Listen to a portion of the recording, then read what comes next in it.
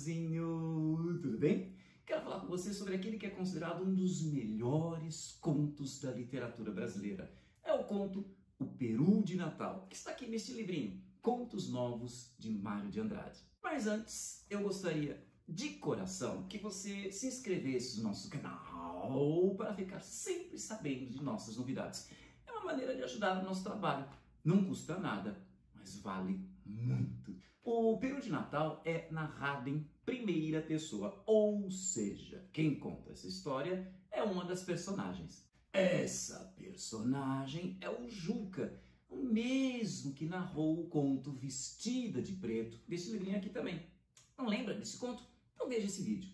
Prova de que é o mesmo Juca que está contando a história é que ele faz referência em O Peru de Natal a fatos que aconteceram lá no Vestido de Preto. Por exemplo, o beijo que ele deu em Maria, a existência daquela odienta tia velha, as reprovações que ele ia colecionando na escola. Mas, sem Vestido de Preto, a gente pega toda a existência do Juca. Aqui em O Peru de Natal, nós vamos acompanhar um momento específico, quando ele tem 19 anos. Ele nos conta que o pai dele havia morrido 5 meses antes, o que abriu caminho para um fato decididamente importante para toda a família. Lembre-se de que os contos em primeira pessoa de contos novos, eles são sempre assim. Eles recuperam um momento do passado, sublimando-o, tornando especial, divino, superior. E por que a morte desse pai foi assim tão importante? É que aqui nós temos alguns aspectos interessantes. Juca chama o seu pai de o puro sangue dos desmancha-prazeres. Ele até fala que seu pai era de um bom ruim, um bom errado, né? Porque ele era um bom administrador, mantinha um lar sem grandes crises econômicas, sem grandes conflitos familiares. Mas ele também fala que esse pai era de uma exemplaridade incapaz. Por quê? Se não deixava faltar nada em casa, quer dizer, deixava faltar o quê? Os prazeres da vida. Ele era uma pessoa que não era aberta e não proporcionava à família, sei lá, um vinho bom, uma estação de águas, um período de férias na praia. Aqui você vê a manifestação de uma teoria, né, de que as sociedades patriarcais, em que o pai é o centro da família, são assim mesmo, né? São sociedades castradoras, em que os prazeres carnais, os prazeres materiais não são permitidos, não são valorizados. Além disso, pode-se até se lembrar de uma outra teoria que diz o seguinte: para que haja amadurecimento, é necessário superar a imagem desse pai. E isso, nesse conto, não foi fácil. Não bastou esse pai ter morrido. Como assim?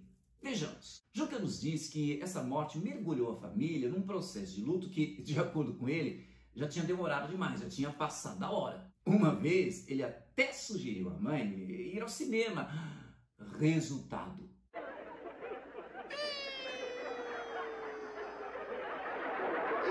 sim, foi uma choradeira naquela casa. Acharam uma falta de respeito com o luto. Como assim ir ao cinema? Seu pai acabou de morrer. Por isso que o Juca já estava de saco cheio do luto, que para ele já estava sendo levado além da necessidade, né? Era mantido só por conveniência, né? Só para manter as aparências. É por isso que ele tem uma ideia interessante. Neste Natal, eu quero comer um peru. Como o peru era uma refeição de festa para toda a parentada, né? É por isso que houve um protesto, assim que o Juca declara o seu desejo, né? Como assim? Festa no meio do luto? Seu pai acabou de morrer. Foi aí que o Juca respondeu: mas quem falou que eu quero festa? Quem falou que eu quero essa parentada maldita aqui em casa? A mãe dele ficou que nem um pinto. Chocada. Meu filho, não fale assim. Falo sim, uma parentada maldita, chata. Aí que Juca confirma essa sua fama de louco ou de outsider. Nesse ponto nós temos algumas coisas interessantes. O fato de o Juca ser o louco, o outsider, é bastante útil, porque ele vai servir para expressar os sonhos, as vontades, tudo aquilo que os normais não querem reconhecer em nome do decoro. Tá vendo como o louco, o outsider é muito útil para a nossa sociedade? O Juca diz que não vê por que valorizar essa parentada chata, diz que descendente dos bandeirantes. Grandes coisas. Quando tinha festa aqui em casa, vinha essa parentada chata, né? Comer não só todo o peru, mas todos os doces, salgadinhos que mamãe, né, minha titia e minha irmãzinha ficavam 3 dias fazendo. Ainda tinha aqueles que saíam cheios de embrulhinhos com salgadinhos, com comidinhas, para os parentes que não puderam vir. A sua família não é assim? A minha é. E o pior, continuou o Juca, né? É que depois de todo esse forrobodó, não sobra nada para a família dele. É por isso que dessa vez ele quer um peru no Natal só para eles. Todo mundo ali naquela casa acha uma loucura o plano de Juca, só que lá no fundo estão todos vibrando por essa ideia. É por isso que eles dizem, coitado, é louco mesmo. E topam só para satisfazê-lo. Sim. Tá vendo como o louco, o outsider, é tão útil para a nossa sociedade? E também para a família, né? Porque a família não deixa de ser um tipo de sociedade, né? E toda família tem aquele parente, geralmente aquele primo, né? Que fica todo mundo apontando para a primarada, olha, é um modelo a não ser seguido, não seja que nem ele, é o louco, é o destrambelhado.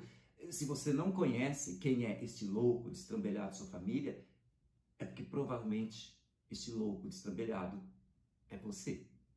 Agora, não fique chateado, porque veja, o Juca, ele também não fica chateado com esse título de o louco da família, ele até curte. Por ele ser o louco, ele não se censurou em nada, ele não cortou, não se privou dos prazeres da vida. Daí, ter desenvolvido uma personalidade tranquila e sem complexos. Bem freudiano isso, não? Enfim, a ceia de Natal é acertada e todos ficam naquela expectativa gostosa para o grande dia, que afinal chega.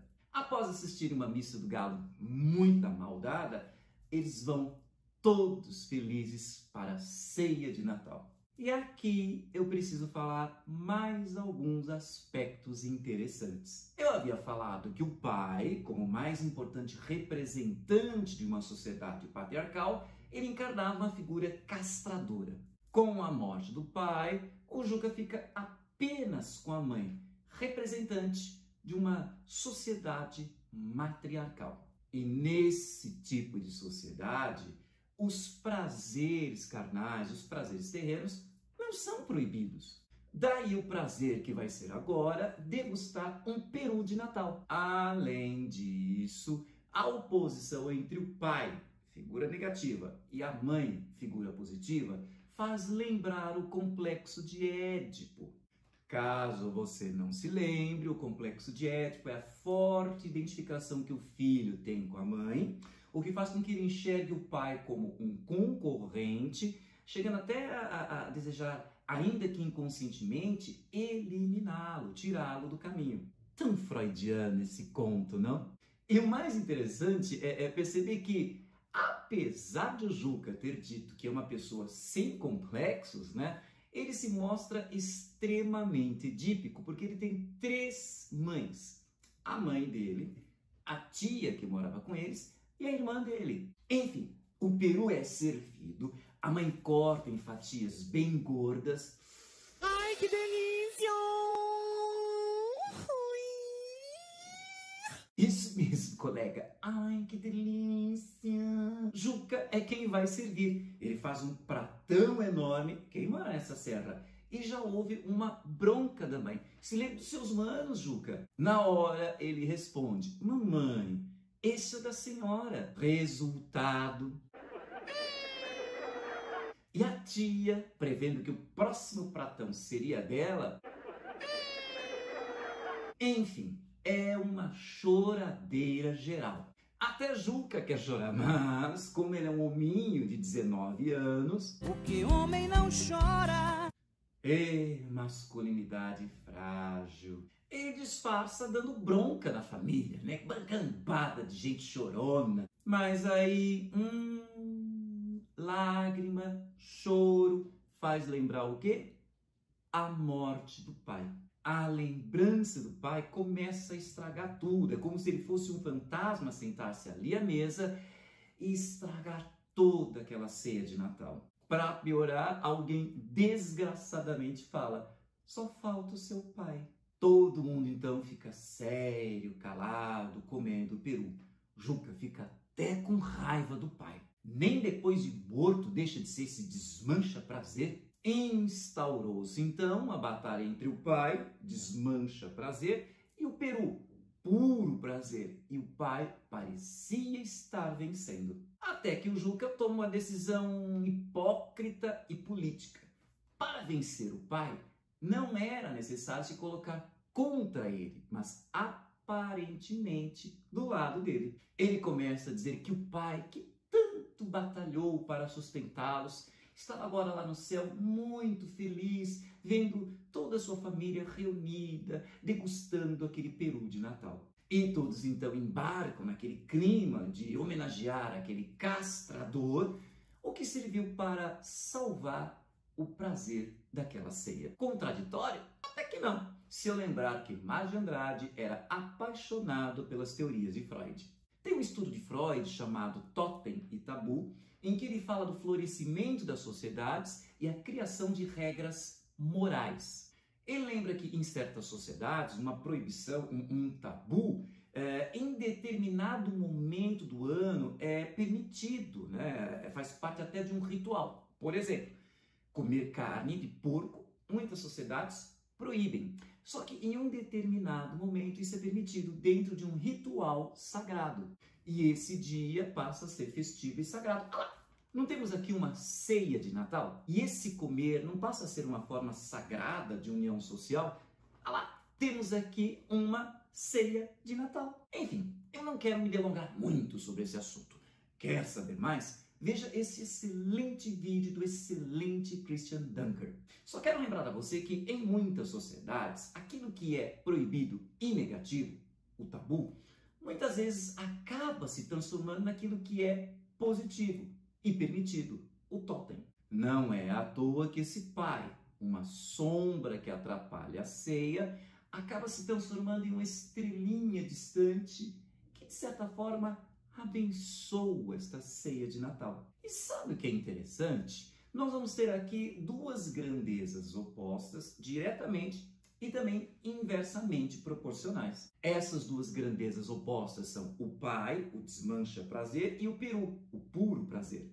Enquanto o peru vai sendo comido, o fantasma, a imagem pesada do pai, vai diminuindo. Então aqui nós temos as duas grandezas diretamente proporcionais. E enquanto o peru vai sendo comido, né? E você tem o quê? A imagem do pai vai diminuindo, mais prazer essa família vai tendo. Então nós temos duas grandezas inversamente proporcionais. E até que nós podemos brisar um pouco. O peru vai sendo comido e a imagem do pai vai sendo diminuída.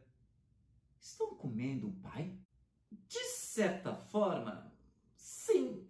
Como assim, professor? Vá lá ver o vídeo do Christian Dunker. Enfim, a felicidade da ceia é garantida e no final, Juca parte para tomar uma champanhe com sua namorada, Rose. O que prova que ele havia superado o seu complexo de Édipo, porque ele consegue transferir, dedicar a sua afeição para um outro objeto feminino que não a mãe. Enfim, estes são os elementos mínimos que eu queria que você tivesse em mente em relação ao conto O Peru de Natal, que está no livro Contos Novos de Mário de Andrade. Espero que minhas observações tenham sido úteis. Se você gostou, curte aí. Deixe o seu comentário e compartilhe em suas redes sociais, que conhecimento é para isso mesmo, é para ser compartilhado. E se você quiser a análise dos outros contos de Contos Novos, é só acompanhar aqui nessa playlist.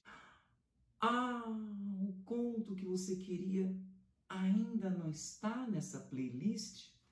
Veja bem o que eu falei, ainda não está. E quando estará, professor? Para saber, é só você se inscrever em nosso canal e ativar o sininho para ficar sabendo desta e de tantas outras novidades. Um beijo, sabor ceia de Natal. E até o nosso próximo encontro.